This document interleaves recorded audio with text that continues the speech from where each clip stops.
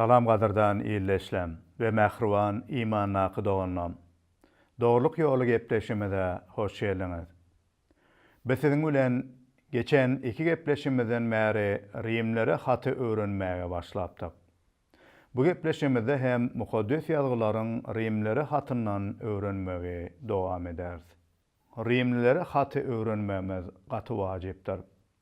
Çünki Hudaýyň alhamy arkaly Resul Paulus bize iman eden imanymyzyň esasy bolan İsa Mesih baradaky hoş habaryň esaslaryny we bize getiren bereketlerini we olaryň günnelik durmuşymyza ýetirýän täsirini we Hudaý şöhratlandyryp ýaşamakdaky güýjüni bize jikmejik düşündirýär.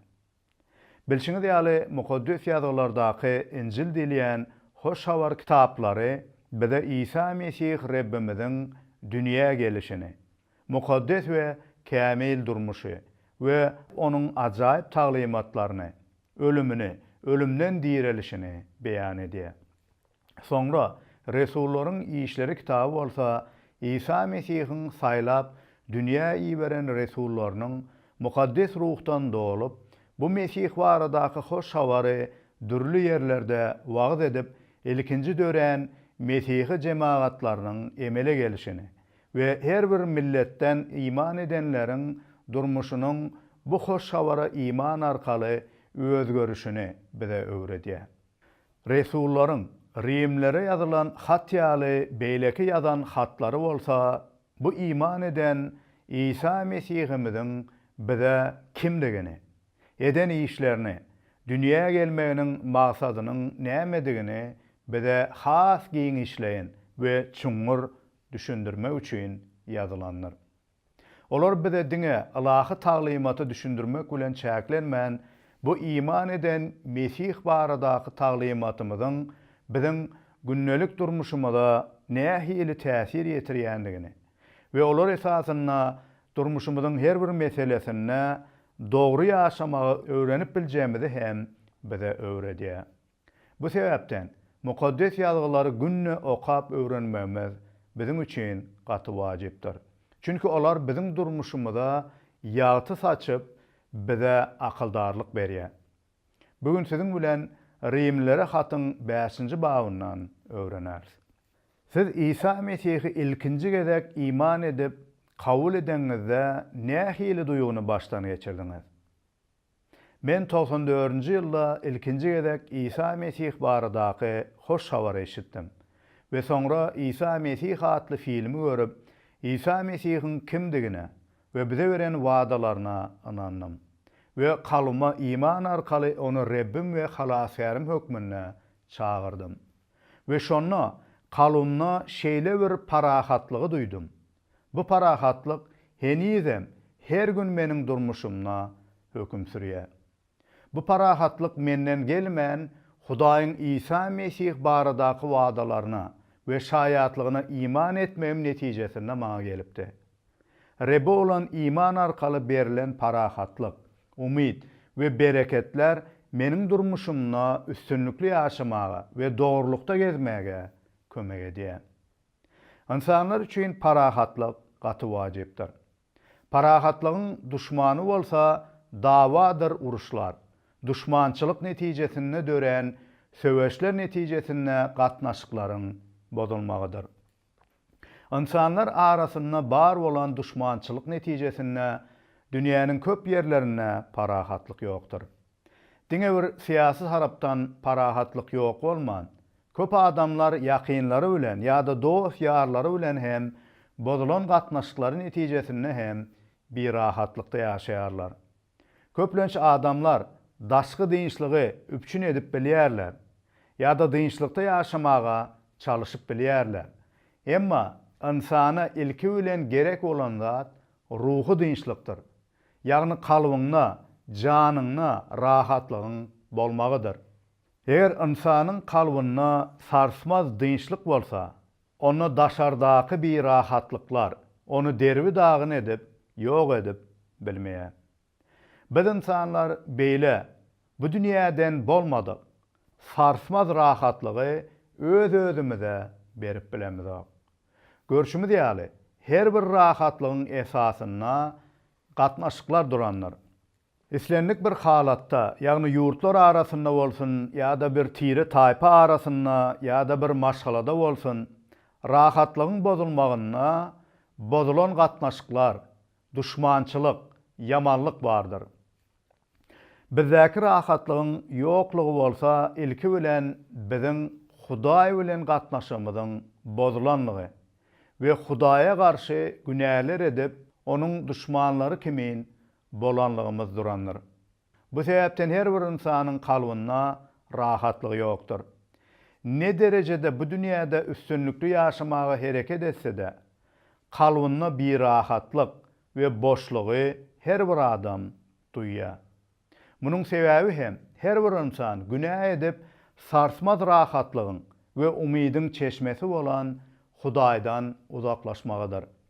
Emma biz anamlar bolmasakda, Hudaý bizi özü bilen yaraşdyrmak üçin el uzatdy we bu yaraşyk üçin gerek olan gymmatly tölegi özü Hudaýyň İsa Mesihde üpçün etdi. Rimlere hatyn 5-nji babyna ine bu yaraşyk barada we bize İsa Mesih'e iman etmemiz arkaly berilen ajaýyp bereketler barada aýdyp öwredilýär. Biz İsa Mesih'e iman edenlere şeýle ajaýyp bereketleriň berilenligi guwandyrjydyr. Birinciden bize İsa Mesih'e iman etmek arkaly Hudaý bilen bozulan gatnaşymyzyň dikeldilip yaraşmaga eýe bolmagymyz berildi. Bize bu netijesinde Hudaýyň parahatlygy berildi. Rimlere hatyn 5-nji babynyň 1-nji aýady ine şeýle diýär. Şeýlelikde biz imanymyz bilen aklanyp, Rabbimiz İsa Mesih arkaly Hudaý bilen yaraşdyk. Bu sözlerde uly many bar. Ýagny biz günälerimiziň utancyndan, adalatly kanun esasyna günälligimizden we höküm edilmekden Hudaý tarapyndan İsa Mesih'te aklandyk. Mundan welek İsa Mesih'in kämil we mukaddes gurbanlygyna iman edenleriň Hudaý günälerini hasaba almaya, olary Hudaý aklanan, tämiz we mukaddes kimin görýär. Netijede biz Hudaý bilen yaraşdyk. Bu yaraşygymyz biziň eden ýa-da gelecekde etjek işlerimize bagly däldir. Ýa-da diniň däpde surlaryny nähili berja edip etmejegimize hem bagly däldir. Eger bular bize bagly bolsa, onda biziň her birimiz ýene-de günah edenimizde ýa-da onuň buýruklaryny berja edip bilmänimizde Hudaýyň düşmany bolardyk. Bar gatnaşygymyzy ýene-de ýitirerdik. Emma biziň Hudaý bilen yaraşmagymyz, ýagny parahatlygymyz İsa Mesih arkalydyr. Ol bolsa kämildir, mukaddesdir we janyny biziň üçin bir gezek bermek arkaly we mukaddes kanyny biziň üçin dökmek arkaly bizi hemişelik Hudaýyň öňünde aklady. Bizdäki bu kalbymyza berilen Hudaý bilen yaraşmagymyzdan gelýän parahatlygymyz bolsa sarsmazdır, bakydyr we Hudaýyň bize merhemeti arkaly berýän sowgadydyr. Indi bize Hudaýyň höküm gününe höküm edilmekden gorkup ýaşamak gerek däldir. Çünki Hudaý biziň bilen yaraşandyr we ol biziň bilen parahatlykdadyr. Efeslere hatynda Resul Paulus arkaly Hudaý bu ajaýyp bereketiň bize Mesih'te berilenligi barada aýdyp şeýle diýär. Şol wagtlar siz Mesih'ten aýrydyňyz. Israil raýatlygyndan mahrumdyňyz. Hudaýyň wada berip öz halky bilen eden ähtleri size degişli däldi. Siz bu dünýäde Hudaýsyz we umydsızdyňyz. Indi bolsa İsa Mesih'e degişlisiňiz. Siz bir wagtlar Hudaýdan uzakdadyňyz.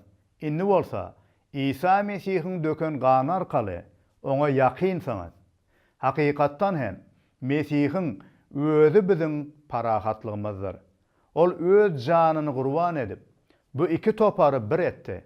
Olaryň arasyna düşmançylyk diýwaryny ýykyp taşlady. İsa Mesihiň eden işleri arkaly insanlar bilen Hudaý arasyndaky düşmançylyk aradan aýrylyp parahatlyk yglan edildi. Ve bu parahatlyk insanlar bilen insanlar arasyndaky bozulan gatnaşyklarda parahatlygyň gazanylmagyna hem esas bolup durýandyr. Bu düşmanlygy biz aradan aýyrmadyk. Muny Hudaý merhemeti we söýgüsi bolan İsa Mesih arkaly bize gazandyrdy. İkinciden İsa Mesih'e iman etmemiz arkaly bize Hudaýyň ummasyz, akyla sygmaz, din, çüň we beýik söýgüsinden dolu bolan merhemeti berildi. Bu merhemet esasynda hem biz berk durýandyryz. Rimler 5-nji bab bu arada ine şeýle diýär. İsa Mesih bize Hudaýyň merhemetiniň gapysyny açyp berdi. Biz iman arkaly bu merhemete ulaşyp berk dururuz. Merhemet diýmek näme diýip käbiriňiz soramagyň mümkin. Merhemet gazanylmadyk bir gowuluk ýa-da münasip bolmasaňla berilen bir peşkeşdir, ýagny sowgatdyr. Bize merhemet arkaly diňe günälerimiz üçin hökümlen, baky cezadan halas bolmak berilmän bu merhemet arkaly imanymyza berk durmak ve her günkü durmuşymyza hem günälerin garşysyna we dünýädäki kynçylyklara garşy berk durmaga bize güç, kuwwat, umyt we akyldarlyk berýär. Ýokarda okan aýatymyzda aýdylan biz iman arkaly bu merhemete ulaşyp berk duruz diýen cümledäki berk durmak diýen söz geçen zaman işliginde bolman dowamly häzirki zaman işliginde bolup dowamly her gün we her wagt berk durmagy aňlatýar. Biz iman edenlere bu merhemet her gün el yeterlidir ve bu merhemet arkaly ýaşamalygymyz gaty wajypdyr. Köp adamlar merhemet bilen halas bolsalar da halas bolandan sonra kämillige we mukaddeslige kanun esasyna, ýagny eden özleriniň dogrulygy netijesinde gazanmaga dyrjaşyp ýaşaýarlar. Eger biz özümizi bu ruhy ölümden direlip, baky hökümden halas edip bilmedik bolsak we bulara merhemet arkaly yeten bolsak, onda nädip her günkü durmuşymyza mukaddeslikde ýaşamagy öz güýjümiz bilen başaryp bileris. Biz diňe İsa Mesih'e iman arkaly, onun bize beren mukaddes ruh arkaly merhemeti bilen her gün berk durýarys. Merhemette berk durmagymyz ine şeýle diýip bize inandyrýar. Hudaýyň İsa Mesih'e iman eden biz imanlardan razydygyny, bizden hoşallygyny, bizim üçin begenýändigini bize aýdýar. Merhemette berk durmak diýmek maňa inni Hudaýyň söýgüsine münasipdigimi suud etmen gerek däldigini aňlatýar. Hudaý meniň dostumdyr. Hudaýyň biziň dileglerimizi eşitjegi we onuň ýanyna baryp bilmäge gapynyň biziň üçin açykdygyny, indi biziň üçin her gün eden gowy ýa-da erwe diýişimiziň hasawat depteriniň indi ýokdygyny we mundan beýlek özümi ýigrenmäge wagt sarp etmän, wagtymy we bütün güýjümi Hudaýy şöhratlandyrmaga we onu övmäge sarp etmeligimi aňlatýar. İnsanlar arasynda birek-birekden ýagşylyga garaşyp da yamanlyk görmek gaty köp duş gelýär.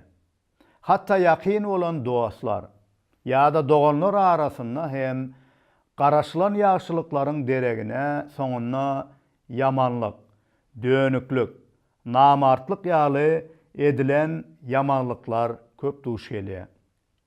Ýagşylyga bolan umytlary puç bolanlar köpdir.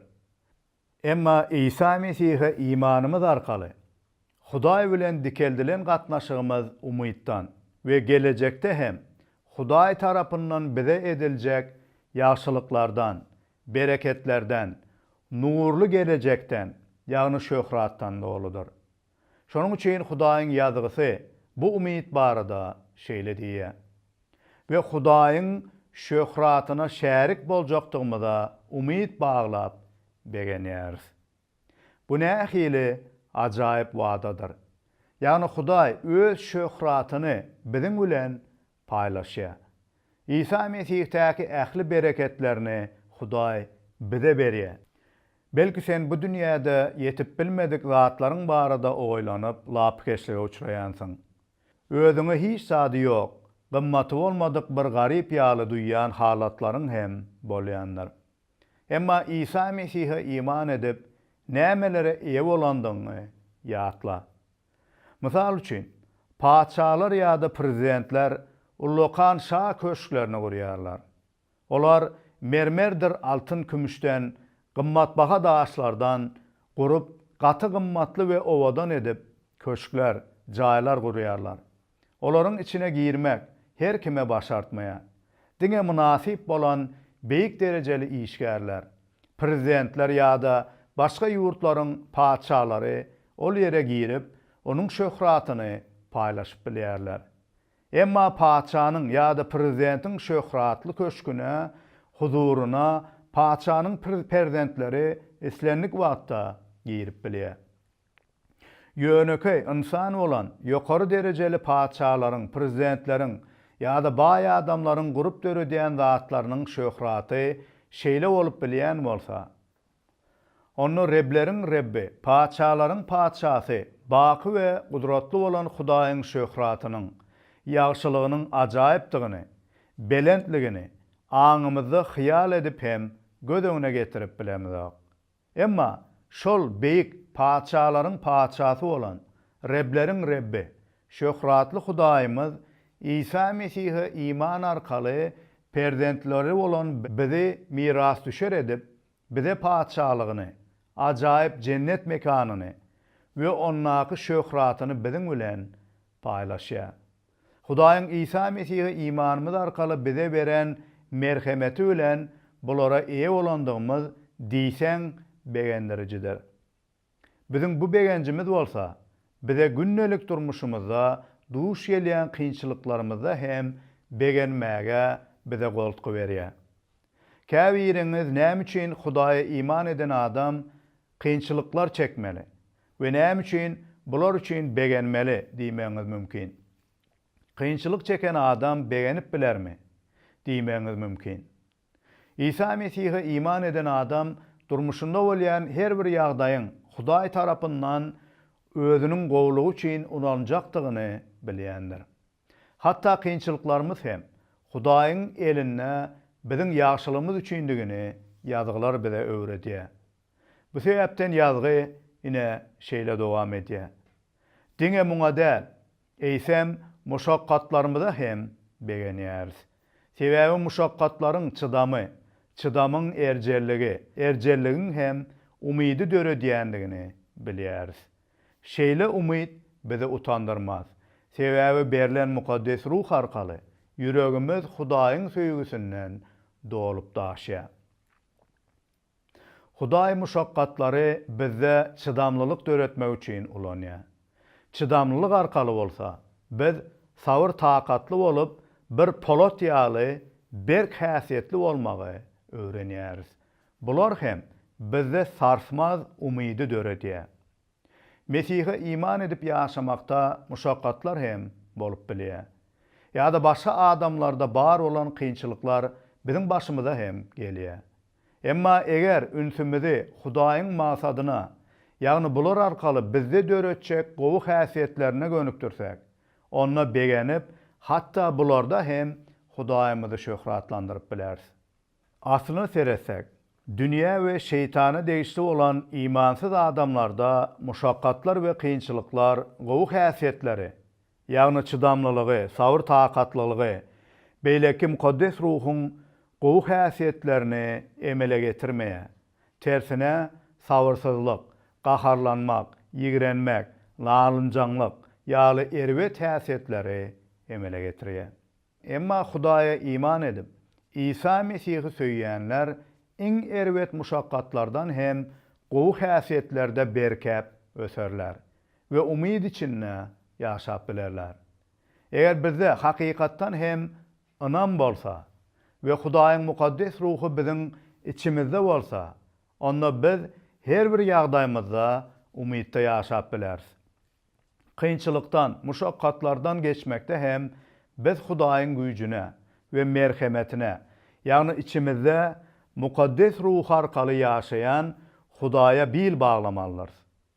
Çünki öz güýjümiz bilen biz hiç zat başarmarys. Hudaýyň kalmyda mukaddes ruh arkaly goýup doldurýan söýgüsi we merhemetindäki umydymyz bizi hiç haçan utandyrmaz. Hudaýyň söýgüsine, merhemetine, ajaýyp bereketleriniň gymmatyna we İsa Mesih'te biziň eýe bolan zatlarymyza düşünmegi bize Hudaýyň gudraty bilen biziň kalmyza beren mukaddes ruhu berýär. Hatta biziň iman edip halas edilmemiz hem Hudaýyň mukaddes ruhu arkaly berilýändir. Bu sebäpden hemişe mukaddes ruhtan dolu bolmak wajypdyr. Elbetde her bir İsa Mesih'e hakykatdan kalbyndan iman edenne mukaddes ruh bardyr. Emma köp imanlar hemişe mukaddes ruh tarapyndan dolup iýdeklenip ýaşamaýarlar. Şonuň üçin de beýle imanlar köplenç günählerinden üstün bolup we her bir ýagdaýyna Hudaýy şöhratlandyryp ýaşap bilmeýärler.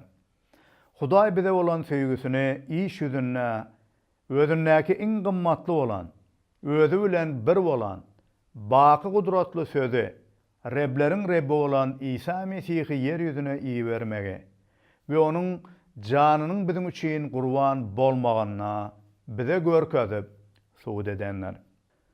Bu söýgi biziň görýän dünýäde bar olan adamlardaky söýgüsünden hassa tapawutlydyr. Çünki adamlar bir-birlerini belli bir derecede söýýärler we bu söýgüsi esasyna özlerini söýýän, özlerini gowluk eden adamlara olar hem ýagşylyk edýärler. Ýöne düşmanlaryny söýüp olara ýagşylyk edýän adamlar gaty az. Düşman üçin şirin janyny berýän bolsa ýok diýen ýalydyr. Hudaýyň bize bolan söýgüsini düşündirip ýazgy ine şeýle dowam edýär. Biziň özümizi aklamaga güýjümiz ýokka. İsa Mesih Hudaýyň öňünden bellen wagtyna biz Hudaýsyzlar üçin öldi. Hatta dogry adam üçin ölmäge taýyn adamy tapmak kyndyr. Ýöne kim bilýär? Belki ýagşy adam üçin ölüp biljegi tapylmagy da ahmal. Emma İsa Mesih heniz günäkärkä biziň üçin öldi. Şeýdip Hudaý bize bolan söýgüsini görkezdi. Biz eden günälerimiz bilen Hudaýa boyun bolmazlyk edip onuň düşmanlary boldyk. Hemme adam günälidir. Günäsiz insan ýokdur. Bu sebäpden ähli adamlar Hudaýyň düşmany boldylar. Biziň hiç birimiz özümizi bu günälerimizden aklamaga güýjümiz ýa-da aklanmamyz üçin hödür edip biljek hiç bir zadymyz ýokdur. Aslında biz Hudaýyň adalatly hökmüne we gazabyna münasipdirys. Ýöne Hudaýyň söýgüsi akla sygmaz beýikdir, ajaýypdyr. Bu sebäpden düşman bolan biz üçin İsa Mesih Rebbimiz janyny berdi. Mukaddes kanyny bizi tämizlemek üçin dökdi. Hudaý bize şeýle söýgüsini görkezdi. Bu sebäpden eger Hudaýyň özüňizi söýýändigine şuh edýän bolsaňyz, ýa-da meniň günälerim şeýle köp, meniň ýaly birini Hudaý söýmez diýip pikir edýän bolsaňyz, ýa-da iman eden bolup da bu wagtky nähildir bir ýagdaýyňyzda Hudaýyň söýgüsini duýmaýan bolsaňyz, onda bu ajaýyp hakykatlary ýatda saklaň we İsa Mesihiň yer ýüzüne gelmegi we janyny siziň üçin berendigini ýatda saklaň. Gadyrdan illeşim, sen özüňiň günäliligini we Hudaýyň İsa Mesih'te görkezen merhemetine, söýgüsine iman etmeseň, Mesih'e durmuşyňy tapşyryp boyun bolmasaň, onda Hudaýyň gahar gazabyna duçar bolýandygyny bilýärmisin? Bu ýagdaýyňdan nädip halas boljaksyň? Bu gazapdan hiç kim eden gowy işleri ýa-da ýerine ýetirjek dini, däpde suwlar arkaly ýa-da akyldyr bilimi ýa-da hiç bir başga bir zat arkaly halas bolup bilmez. Bizi diňe Hudaýyň özü İsa Mesih arkaly aklaýa we halas edýär. Bu sebäpden mähriban iýleşim Hudaýyň İsa Mesih'te görkezän bu ajaýyp söýgüsini we merhemetini kabul et. Meniň ähli aýdyp öwredenlerim kimdir biriniň pikirine esaslanman, Hudaýyň mukaddes ýazgysyna esaslanyp bu barada ýazgy şeýledi. Şoňa görä-de Mesihiň gany bilen aklanan bolsak, ol arkaly Hudaýyň gazabyndan gutuljagymyz hem gürrüňsizdir.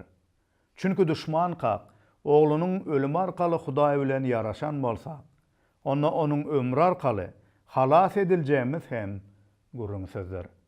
Mundan başga-da biz Hudaýyň Rebbimiz İsa Mesih arkaly eden işlerine begenýäris. Sebäbi ol bizi Hudaý bilen ýaraşdyrdy.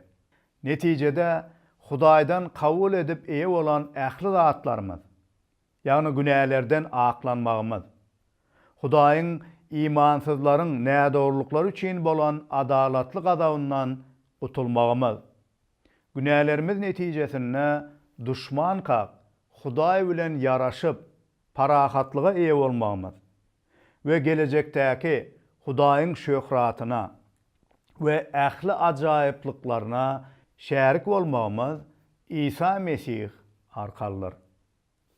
Mähriban imandaky doganam. Ine bularyň bary biziň İsa Mesih'e imanymyz arkaly nähili gymmatlyklara eýedigimizi bize öwredýär. Bular üçin sen begenýärmisin? Bularyň baryna sowgat beren Hudaýyňa her günüňe şükürler aýdyp, onuň padşalygy we şöhraty üçin ýaşaýarmysyň? Ýa-da henizem sana merhemet eden Hudaýynyň gymmatyny we onuň öňündäki öz gymmatyny bilmän, bu dünýäden nähildir bir zatlarda ýa-da kimdir birine gymmatyny gözleýärmisin? Kalbyňa we durmuşyňa seret we nirede imanynda duranyňy anykla. Eger Rebden uzaklaşan bolsaň, onda seni uzaklaşdyrýan günälerine ýa-da nädogry düşünjeleriňe towba edip İsa Mesihiň ýanyna gaýdyp gel. Onuň merhemetinden, söýgüsinden täzeden dol. Bize merhemetini, söýgüsini boldan bol eçilen Rebbimiz Hudaýymyza övgüler we baky şöhrat bolsun. Amin.